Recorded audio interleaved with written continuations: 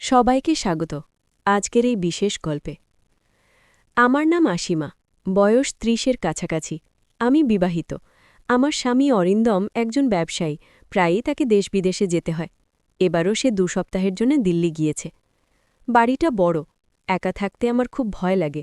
রাতে যেন চারদিক থেকে অদৃশ্য শব্দ আসে, ঘুম আসে না। আমাদের পাড়াটা শান্ত।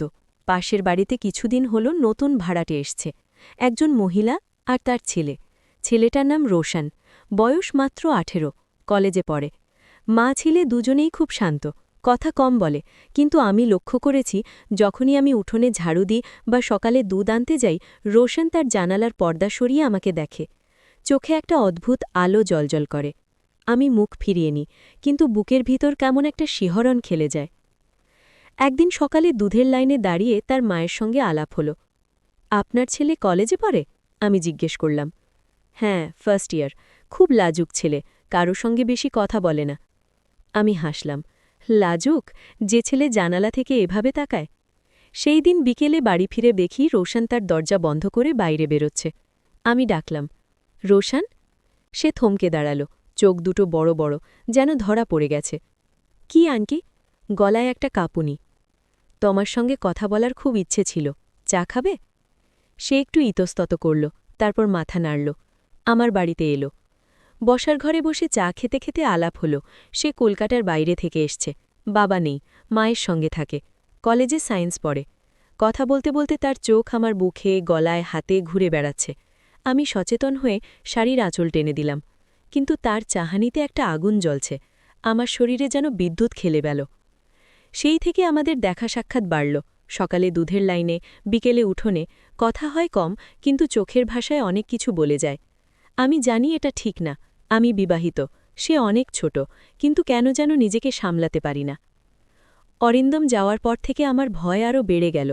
এক রাতে বিদ্যুৎ চলে গেল, চারদিক অন্ধকার, বাইরে ঝড় বৃষ্টি। আমি বিছানায় শুয়ে কাঁপছি। হঠাৎ মনে পড়ল রোশনের কথা। তার মা গ্রামে গিয়েছে ৩ দিনের জন্যে, সে একা। আমি ফোন করলাম, রোশন, আজ রাতে তুমি কি আমার বাড়িতে থাকতে পারবে? আমার খুব ভয় করছে।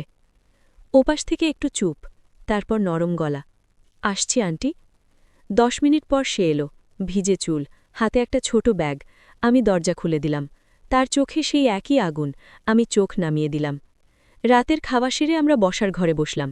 টিভি চলছে, কিন্তু কারও মনোযোগ নেই। বিদ্যুৎ এখনও আসেনি। মোমবাতির আলোয় তার মুখটা আরও স্পষ্ট, ঠোঁটে একটা হাসি। আন্টি, আপনি ভয় পান কেন? এত সুন্দর একা থাকেন আর ভয়? আমি হাসলাম। সুন্দর? আমি তো বুড়ি হয়ে গেছি। সে কাছে এগিয়ে এলো। না আন্টি, আপনি আপনি খুব সুন্দর। আমি প্রথম দিন থেকেই। কথা শেষ হল না। তার হাত আমার হাতে, গরম। আমার শরীর কেঁপে উঠল।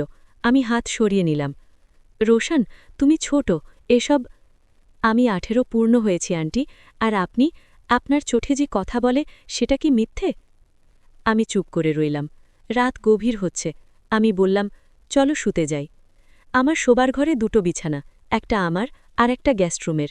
কিন্তু আমি বললাম, তুমি পাশের বিছানায় শুয়ে পড়ো, আমার ভয় কমবে। সে হাসল। মোমবাতি নিভিয়ে আমরা শুয়ে পড়লাম। অন্ধকারে তার শ্বাসের শব্দ শুনতে পাচ্ছি। আমার বুক ধরফর করছে।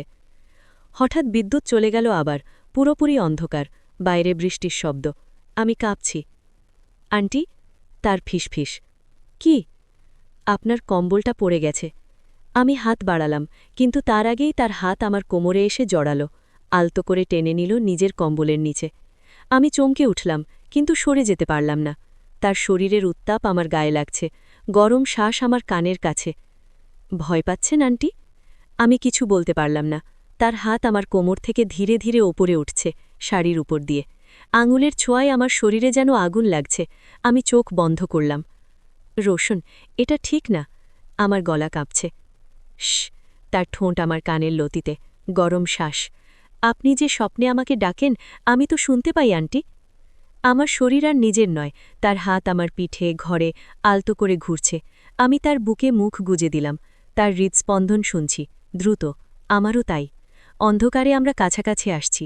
তার ঠোঁট আমার গালে, ঘাড়ে। আমি চোখ বন্ধ করে আছি।